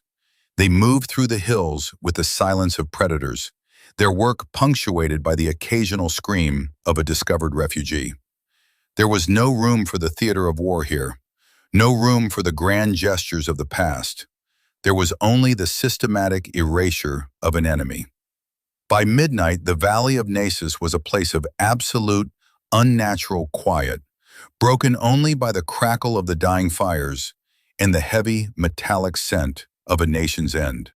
The morning would reveal the true scale of the extermination, but for now, the darkness hid the 12 mass graves that were already being planned by the Roman engineers. The Goths had come to Rome to find a new beginning, but they had found only the clinical geometry of the slaughterhouse. They had believed their numbers were a shield, but their numbers had only ensured that the Roman blades never lacked a target. The absolute certainty of Rome's annihilation, which had hung in the air just 24 hours earlier, had been replaced by the absolute certainty of Gothic extinction. The machine had worked, the vice had closed, and the Serbian earth was now the owner of 100,000 souls. The Gothic nation had been erased from the map of the living in a single afternoon of industrial-scale slaughter, their future buried under the weight of their own overturned wagons in the choked current of the Margus. The pride of the Confederation was gone, replaced by a demographic hollow that would take 80 years to fill. Rome had not just won a battle, it had conducted a mass execution of its own fate, proving that a dying empire could still kill with a precision that the barbarian world could not comprehend. The pride of the Goths lay in the mud of Naissus, and the Margus River was a dam of flesh. But as the Roman soldiers began the grim work of sorting the survivors, the most chilling fact of the day emerged. Of the 320,000 who had crossed the Danube, how many were left to tell the story of the day the Roman sun turned into a rain of iron? The sun dipped behind the jagged Balkan peaks, casting a bruised, purple light over the valley of Naissus. But for Emperor Marcus Aurelius Claudius, the day was only beginning its final, most brutal phase. Standing atop a low rise that had served as his command post, he was a silhouette of iron against a sky choked with the greasy smoke of burning Gothic wagons. Beneath him, the valley was no longer a landscape of grass and soil. It was a vast, churning sea of wreckage and the silent fallen. As the messengers arrived, their boots caked in a dark, heavy slurry that was more blood than mud, Claudius did not ask for tales of heroism or the names of fallen champions. He reached for the wax tablets containing the dry, clinical mathematics of the slaughterhouse. He was a man who had traded his soul for a ledger, and the ledger was finally beginning to balance. The reports were staggering, a testament to the systematic efficiency of the machine he had spent weeks building. The numbers defied all historical precedent, transcending the boundaries of traditional warfare to enter the realm of industrial-scale extermination. 12,000 Roman legionaries had fallen, a heavy price, certainly, but a manageable one for a superpower fighting for its very breath. In exchange, the Roman machine had processed and discarded 100,000 Gothic lives, a ratio of nearly 8-to-1. In a single afternoon, the demographic weight of the largest barbarian invasion in history had been dismantled. Claudius looked at the tablets with a mask of grim satisfaction. He did not feel the heat of victory. He felt the cold relief of a mechanic who has successfully repaired a broken world with a hammer made of human bone. This was not a victory that would be celebrated with poems or grand theatrical triumphs in the capital. It was a victory of silence. Claudius understood the strategic weight of the numbers better than any man alive. By erasing 100,000 fighting-age males and their families in a single geographic coordinate, he had created a demographic void that would paralyze the Gothic nation for generations. He had not just defeated an army, he had silenced a culture. The Gothic language, which had been a constant, terrifying roar on the Danube frontier for decades, would not be heard in the Balkans for another 80 years. He had bought the Roman Empire 80 years of silence, paid for in the currency of 100,000 souls who would never have the chance to breed another war. As the twilight deepened into a cold, starless night, the generals expected the signal for the receptui, the traditional withdrawal to the safety of the fortified camps.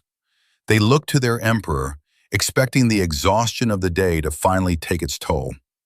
But Claudius remained as unyielding as the iron he commanded. He looked out into the darkness where thousands of Gothic stragglers were attempting to melt into the hills, seeking the mercy of the shadows. He knew that every survivor who reached the Danube was a seed for a future invasion, a living memory of Roman cruelty that would eventually flower into a new war. Mercy, he realized, was a luxury that a dying empire could no longer afford. To save the future, he had to be more relentless than the darkness itself. He turned to his commanders and gave the order that would haunt the chronicles of the North for centuries. There would be no rest. He released his Germanic mercenaries, men who understood the primal, blood-soaked logic of tribal warfare far better than any civilized legionary, into the night. They were the cleaning crew of the slaughterhouse, hunters who moved with the silence of ghosts and the hunger of wolves. Their orders were explicit: hunt down every straggler, flush out every hiding place, and ensure that the valley of Naissus had no survivors. The pursuit was to continue until the Roman blades were too dull to cut, or there was nothing left to kill. Claudius was not winning a battle. He was conducting a demographic purge. The night air was soon punctuated by the distant, rhythmic sounds of the hunt. It was a terrifying, directionless noise, the occasional clatter of iron, the frantic splashing of the Margus River, and the sudden, sharp silences that followed a discovery. The Roman soldiers who remained in the valley watched the flickering lights of the mercenary torches moving through the hills like predatory stars. They realized then that their emperor was not interested in the theater of war or the glory of the eagle. He was interested in the absolute. He was a man who had decided that the only way to protect the Roman peace was to create a Gothic desert. Naissus was no longer a battlefield. It was a mass grave for an entire nation's future, a place where the demographic destiny of the North was being systematically unmade. Claudius remained at his post long after his staff had retired to their tents. The flickering orange light of the distant fires reflected in the cold, unblinking iron of his breastplate. He understood the terrifying irony of his position. He had saved Western civilization, preserved the rule of law, and protected the classical world. But he had done so by becoming the most efficient butcher the ancient world had ever produced. He was the savior of Rome, but his hands were stained with a darkness that no amount of imperial purple could ever hide. He had bought 2 centuries of borrowed time for the empire, but the cost was the total extermination of a people who had dared to believe that Rome was ready to die. The valley of Naissus had become a void, a place where the air was thick with the scent of iron and the heavy, metallic silence of a nation's end. The Goths had come to the Balkans seeking a new home, a place to plant their roots and build a future. Instead, they had found a man who viewed their existence as a logistical error to be corrected. The 12 mass graves being marked by the surveyors were not just for the fallen warriors. They were for the very idea of the Gothic migration. Claudius had proven that a dying empire, when led by a man of iron, could still kill with a precision that the barbarian world could not comprehend. He had reset the psychological balance of the world by turning a Serbian valley into a demographic black hole. As the first hints of a cold, gray dawn began to touch the eastern horizon, Claudius finally turned away from the valley. The reports were final. The pursuit was winding down not because of mercy, but because there were no more targets. The Gothic super horde had ceased to exist. The 80 years of silence had begun. He walked toward his tent, a 54-year-old mechanic who had successfully repaired the machine, even if the price was his own humanity. The empire would live, the law would endure, and the light of the classical world would continue to burn, but only because it was fed by the shadows of the genocide he had just overseen. Naissus was the victory that history chose to forget, because its reality was too dark to be included in the myths of Roman glory. It was a triumph of the ledger over the sword, of the slaughterhouse over the battlefield. Claudius had bought Rome a reprieve, but as he closed his eyes for a few hours of fitful sleep, the silence of the valley outside was a chilling reminder of the cost. He had saved the world by destroying a nation, and the mass graves of Naissus were the foundation upon which the next 2 centuries of the Roman Empire would be built. Claudius had traded 12,000 lives to erase 100,000 and silence of culture for 80 years. But as the surveyors finished marking the final pit, they realized that the earth of Naissus was now so saturated with a Gothic future that the grass would not grow green there for a generation. The slaughter was complete and the demographic void was established. But as the Roman army prepared to move south, a terrifying truth remained. How many more nations would have to be fed into the Roman machine before the empire finally ran out of enemies to kill? The valley of Naissus had fallen silent, but it was a silence that carried a weight more oppressive than the roar of combat. The industrial-scale slaughter had concluded, leaving behind a logistical nightmare that would require the same clinical focus as the battle itself. 100,000 bodies lay across the Serbian plain, a carpet of flesh and iron that stretched beyond the limit of human sight. For the Roman engineers, the heroes of the blueprint, the sword was now replaced by the spade. They did not look at the dead with pity or religious awe. They looked at them as a volume of organic material that had to be processed before the heat of the Balkan sun turned victory into a plague. The order went out for the construction of 12 immense pits, excavations that transcended the concept of a grave to become monuments of waste management. Each pit was surveyed to be exactly 100 yards long and 20 feet deep, a yawning trench designed to swallow thousands of Gothic souls in a single, efficient motion. The Roman legionaries, their hands still stained with the red mud of the fight, now labored alongside enslaved Gothic survivors to move the mountains of the fallen. It was a macabre assembly line of disposal. The bodies were stacked with the same mechanical precision that had defined the infantry rotation, layers of iron and bone laid into the earth until the Serbian soil could hold no more. As the pits were filled, the air over Naissus began to transform. A heavy, cloying stench of decay rose from the valley, a physical shroud that could be tasted on the tongue and felt on the skin. It was the scent of a nation's end, a reminder that the cost of Roman survival was the rot of 100,000 dreams. The smell drifted for miles, clinging to the uniforms of the soldiers and the walls of the nearby city. A permanent olfactory marker of the day, the demographic balance of the world was reset. For months, no bird would circle the valley, and no wolf would venture near the trenches. The sheer scale of the death had created a zone of absolute, unnatural exclusion. While the engineers processed the dead, the Roman quartermasters turned their attention to the living assets. 30,000 captured Gothic women and children were gathered in holding pens near the Margus River, herded like livestock in the wake of a successful hunt. There was no room for the theater of mercy in the ledger of Marcus Aurelius Claudius. These captives were sorted with a cold professional eye. The young and healthy were separated from the weak, their value calculated in the silver denarii they would fetch in the slave markets of the South. They were the human capital of the victory, a living windfall that would fund the continued reconstruction of the imperial machine. The sale of these 30,000 souls provided a staggering injection of wealth into the bankrupt imperial treasury. Each captive represented a unit of labor, a commodity to be traded for the grain, the iron, and the horses the empire desperately needed to maintain its frontiers. The proceeds from these auctions were earmarked for the pay of the 50,000 veterans who had executed the slaughter, ensuring their loyalty for the campaigns to come. Rome was not just surviving, it was being refinanced by the very people who had tried to destroy it.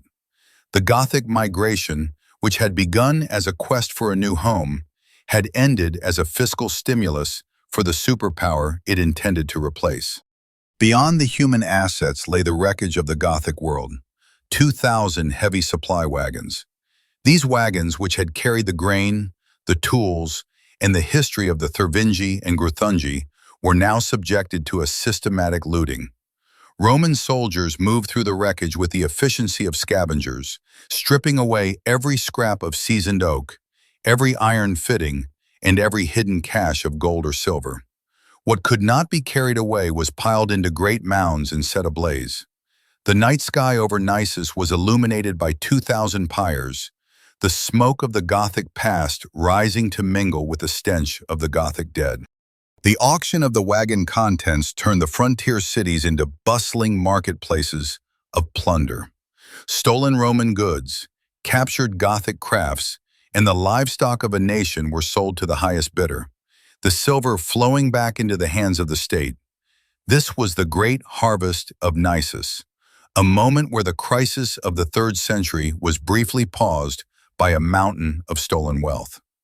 The migration that was supposed to colonize the Balkans had instead provided the raw materials for a Roman resurgence. Every sword forged and every wall repaired in the following years was paid for by the debris of the nation that had died in the Serbian mud. Claudius watched the logistical operation from his tent, his eyes tracking the movement of the wagons and the filling of the pits with the same detachment he had shown during the battle. He understood the terrifying irony of the situation. He had saved civilization by becoming a master of the slaughterhouse, and he was rebuilding the empire with the wreckage of a genocide. He did not seek forgiveness, and he did not expect the chronicles to be kind. He only cared that the ledger was balanced and the machine was running again. The Valley of Naissus was no longer a battlefield. It was a factory of recovery, a place where the demographic and economic ruins of an enemy were being converted into the foundations of a future. By the time the final pit was sealed and the last wagon was reduced to ash, the Serbian landscape had been permanently altered. The 12 mass graves remained as low, unnatural ridges on the plain, silent witnesses to a day when history had been forced to take a different path. The Goths had come to Naissus with the absolute certainty that they were the future and Rome was the past. But they had found only the clinical geometry of disposal. The Roman Empire had bought itself 2 centuries of borrowed time, but the currency of that purchase was a demographic hollow that would never be filled.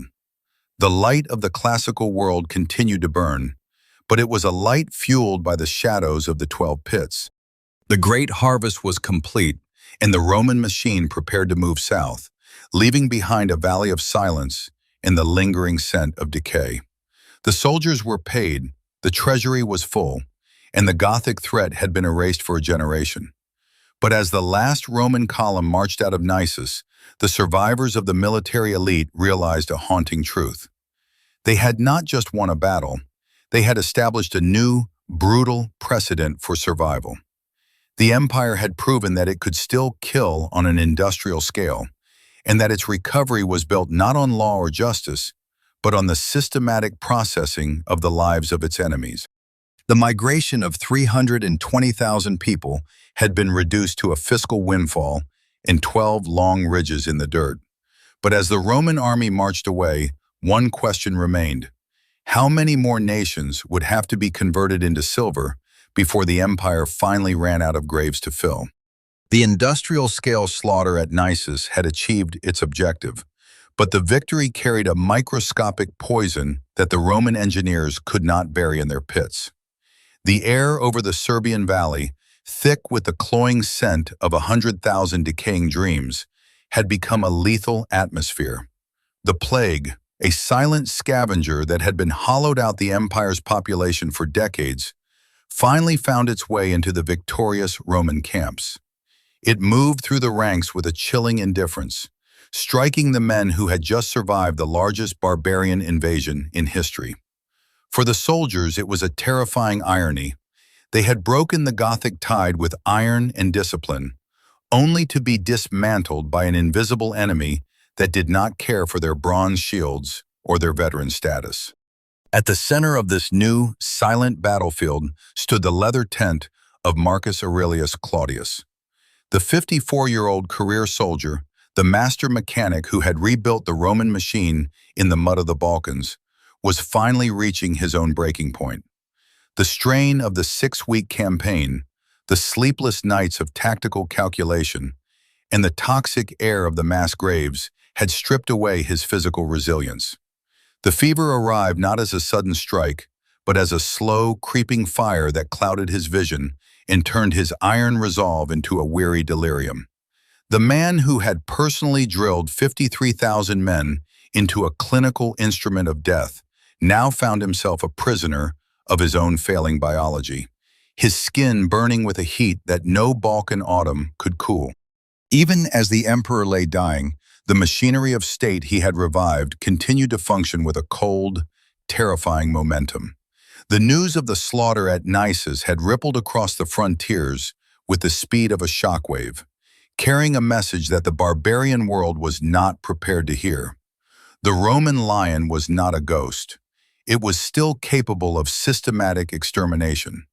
Into the Roman camp came a procession of envoys that would have seemed impossible just months earlier. 17 Germanic tribes, from the Rhine to the distant reaches of the north, sent embassies begging for peace treaties. These were the same chieftains who had been preparing their own invasions, sensing a Roman collapse. Now they stood before the Roman officers, their confidence shattered, offering gold and hostages just to avoid becoming the subject of the next Roman ledger. Claudius received the reports of these 17 embassies with a mask of grim, distant satisfaction. He could hear the coughing of his soldiers outside and the heavy silence of an army waiting for its leader to fall. But he knew the work was done. He had sought to reset the psychological balance of the ancient world, and the presence of these terrified envoys was the ultimate proof of his success. He had bought the empire time, not through diplomacy or virtue, but through a massacre so absolute that it had restored the fear of the Roman eagle for a generation. The Gothic name, once a source of terror for senators, was now a title of honor attached to his own, a linguistic trophy carved out of the demographic void he had created in the Serbian mud. The death of the emperor was devoid of the theatricality that had defined the fall of his 25 predecessors. There was no assassin's blade, no mutinous guard, and no dramatic betrayal. Marcus Aurelius Claudius died as he had lived, a soldier of the frontier, surrounded by the smell of wet wool, oil, and the distant clink of iron. As his breathing slowed and the fever finally took its toll, he left behind an empire that had been pulled back from the very edge of the abyss. He had been the master mechanic of a broken age, a man who understood that a civilization cannot be saved by dreams, but only by the ruthless application of discipline and the systematic processing of its enemies. His passing marked the completion of a terrifying transaction. He had traded his own life and the lives of 100,000 Goths for 2 centuries of borrowed time. The Roman army he left behind was no longer a collection of regional warlords. It was a force that believed in its own invincibility once again. The veterans of Naissus would go on to serve under Aurelian and Probus, carrying the lessons of the slaughterhouse to every corner of the empire. Claudius had been the final brick in the wall he had built to hold back the darkness, a wall cemented with the blood of a nation and the sacrifice of the man who had overseen its destruction. The 2 centuries of survival that followed were not a gift from the gods, but a reprieve granted by his clinical, unyielding hand. As the sun set on the day of his death, the Roman camp fell into a state of mourning that was as disciplined as its combat. There was no chaos, no immediate scramble for power. The machine he had repaired continued to turn, its gears slick with the blood of Naissus and the sweat of his labor. The 17 tribes remained at the gates, waiting for the words of the next man who would wear the purple cloak, unaware that the stability they sought was founded on the mass graves of their cousins. Claudius was gone, but the demographic void he had created remained, a silent, black hole in the heart of the Balkans that would protect Rome more effectively than any legion. The history of the 3rd century is a chronicle of fragmenting horror, but the name of Claudius Gothicus stands as a cold, iron stopgap in the narrative of decline.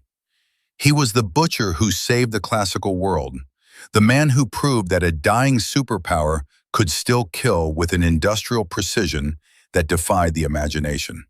He had bought Western civilization 200 years of existence, ensuring that the law, the philosophy, and the very foundations of the future would be preserved in the amber of Roman order.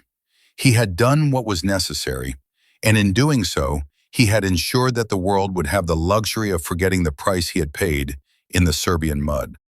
The 12 mass graves were now sealed, the 17 tribes were silenced, and the emperor was a memory. But the Roman machine was roaring to life once again. The darkness had been held back, the borders were closed, and the ledger of Naissus was finally closed. Claudius had sacrificed his humanity to become the engine of an empire's survival, leaving behind a world that would continue to burn its light only because of the shadows he had cast. He was the savior who wore the mask of an executioner, and the peace he left behind was the peace of the grave. Claudius had bought 2 centuries of survival with 100,000 lives and 17 treaties of terror. But as his body was prepared for the pyre, his successors realized a chilling truth. The wall he built was not made of stone or iron, but of a fear so absolute that it required a massacre to maintain.